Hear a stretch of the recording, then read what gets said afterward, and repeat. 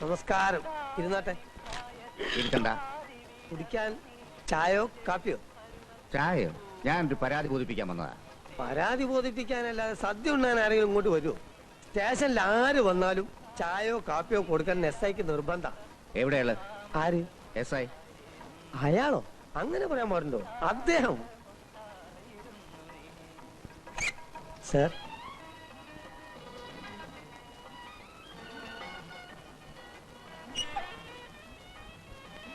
Excuse me. ചായ കൊടുത്തായിരുന്നോ? ചോദിച്ചു, വേണ്ടത്രേ.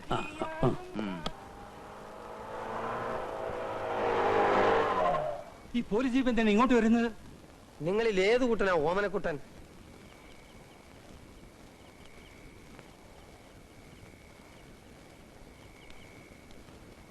ഞാൻ തന്നെ. Very nice to meet you. Thank you. Station വരെ ഒന്ന് വരണം. എന്തിനാ? എന്റെ SIക്ക് ഒന്ന് കാണാനാ. അദ്ദേഹത്തിന് ഉറങ്ങുന്നതിന് മുമ്പായിട്ട് ആരെങ്കിലും പിടിച്ചൊന്ന് ഉമ്മ വെക്കണം. അതിനാ.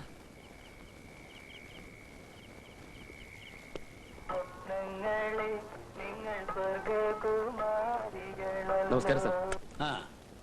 അനിയ മര്യാദയ്ക്ക് ഹോട്ടൽ പണി ചെയ്തങ്ങ് ജീവിച്ചാ പോരെ. എന്തിനാ ഈ മാന്യന്മാരെയൊക്കെ തല്ലാൻ പോന്നേ? സാർ ഒരു അവസരം കൂടെ തന്ന ഇയാൾക്ക് ഞാൻ ഒന്നുകൂടെ കൊടുക്കാം. ഹോട്ടൽ ബോയ് ആണെന്ന് കരുതി ആർക്കും എന്തും ആകാമെന്ന് കരുതരുത്. ഞാൻ റൂമിൽ സൂപ്പും കൊണ്ട് പോയതാ. ആ ചൂട് സൂപ്പ് എടുത്ത് ഇയാളെന്നെ മുഖത്തൊഴിച്ചു സാർ. അത് പറഞ്ഞില്ലല്ലോ. നിങ്ങള് സൂപ്പ് അയാളുടെ മുഖത്തൊഴിച്ചോ?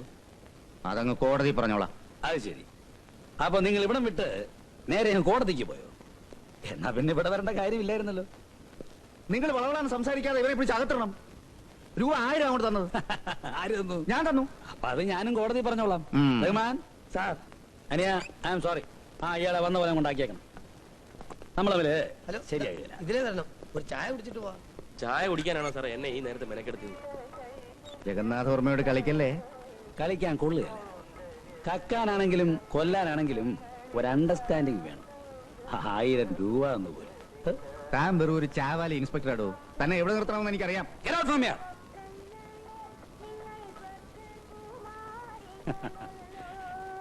എന്ന് വേണമെങ്കിൽ എനിക്കിപ്പോൾ പറയാം. പക്ഷേ ഞാനത് പറയില്ല. കാരണം അതെന്റെ സംസ്കാരമല്ല. Good night.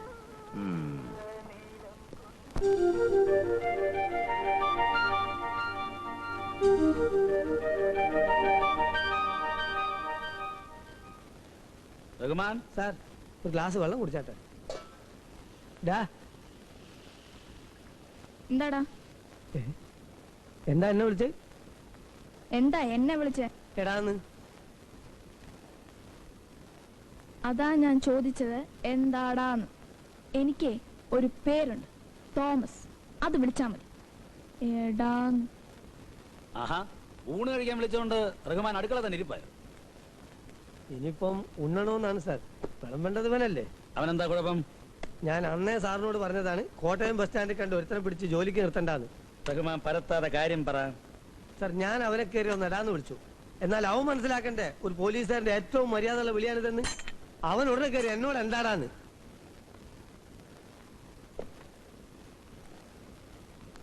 അവൻ അങ്ങനെ വിളിച്ചു? വിളിച്ചു സാർ. ചോദിക്കും. തോമസ്,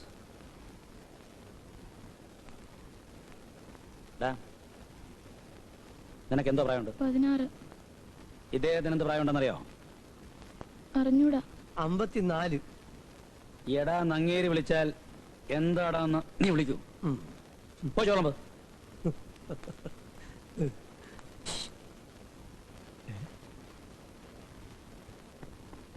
എന്താ സാർ പതിവില്ലാതെ എന്നോട് ഇങ്ങോട്ട് വരാൻ പറഞ്ഞേ? ഞാൻ പറഞ്ഞില്ലേ, മുജീബ് റഹ്മാന് ഒരു നല്ല ചാപ്പാട് തരാന്ന് കരുതി. അതാ ചോദിച്ചേ, പതിവില്ലാതെ എന്തെങ്കിലും വിശേഷം ഉണ്ടോ? ആ, ഒരു ചെറിയ വിശേഷമുണ്ട്. എനിക്ക് ട്രാൻസ്ഫർ ആയി. എങ്ങോട്ട്? ദത്തമംഗലം.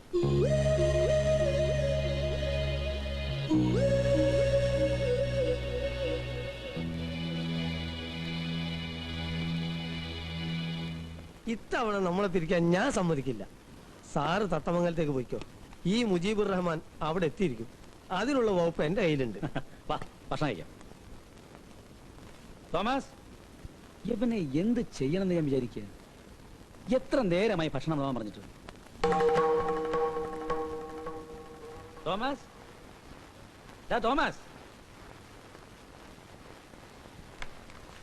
തോമസ് സാർ ഭക്ഷണത്തിന് പകരം അവന്റെ ഒരു കത്തുണ്ട്. കത്തോ? സാർ എനിക്കിവിടെ നിൽക്കാൻ ബുദ്ധിമുട്ടുണ്ട്. ഞാൻ പോകുന്നു. ഞാൻ എൻ്റെ ബാഗ് മാത്രമേ എടുത്തിട്ടുള്ളൂ. തോമസ്. എന്റെ അയ്യരെ ഒത്തു കിട്ടി. എന്ത് പണി ചെയ്യാനും അവൻ തയ്യാറാ. അവനൊന്ന് രക്ഷപ്പെട്ടാ മതി. എന്തും കൊടുക്കാൻ ഞാനും തയ്യാറാ.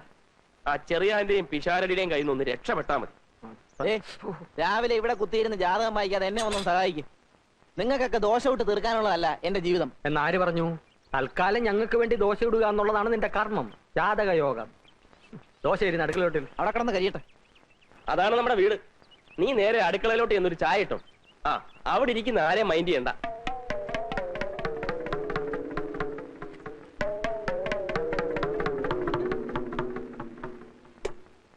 നീ ഏതാടാ? എടാ കൊച്ചനെ, നീ നല്ലോണം ആലോചിച്ചോ? വീട് മാറി കയറിയതാണോ? അല്ല, ഞാൻ ഈ വീട്ടിലേക്ക് തന്നെയാ വന്നത്. എന്നോട് പറഞ്ഞു ആരോടും മിണ്ടാ അടുക്കളയിൽ ചെന്ന് ചായ ഇട്ടോളാൻ. ആര്? മറ്റേ ചേട്ടൻ. മറ്റേ ചേട്ടനോ? അതെ, ഈ ചേട്ടൻ. നിങ്ങൾ എന്റെ ഒരുങ്ങി വന്ന്.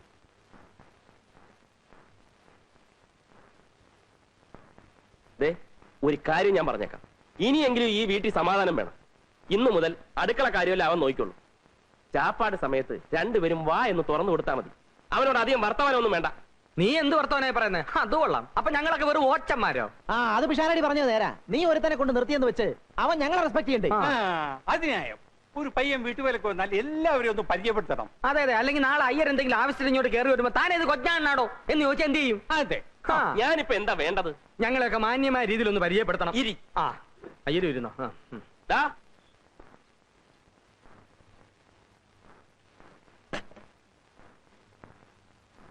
ഇന്നു മുതൽ നിനക്ക് 3 ചേട്ടന്മാരാണുള്ളത്. 3 അല്ല 4. 3 ചേട്ടന്മാരും ഒരപ്പൂപ്പനും. എല്ലാവരെയും നീ ഒരുപോലെ കാണണം, സ്നേഹിക്കണം, അനുസരിക്കണം. എന്താടാ അതിന്റെ പേര്? രാംകുമാർ ചെങ്ങമനാട്. നീ ചെങ്ങമനാട് മൊത്തം മേടിച്ചോ? അല്ലേലും രാംകുമാർ എന്നൊക്കെ വിളിക്കാൻ വലിയ പാടാ. വല്ല IAS ഓഫീസറെയും വിളിക്കുവാന്ന് വിചാരിച്ചു. നമുക്കിവനെ രാമാന്ന് വിളിക്കാം. വിളിക്കാനൊരു സുഖമുണ്ട്, പുണ്യവും കിട്ടും. രാമ രാമ. ആ, അത് മതി. എന്താടാ എന്റെ നക്ഷത്രം? ചിത്തിര. എന്താ?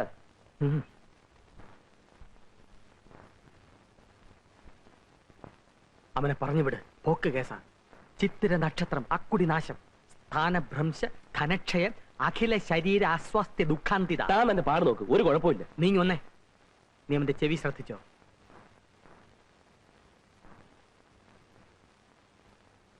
ആനച്ചെവിയാണ്, അതായത് കൃത്യബോധവിഹീനൻ.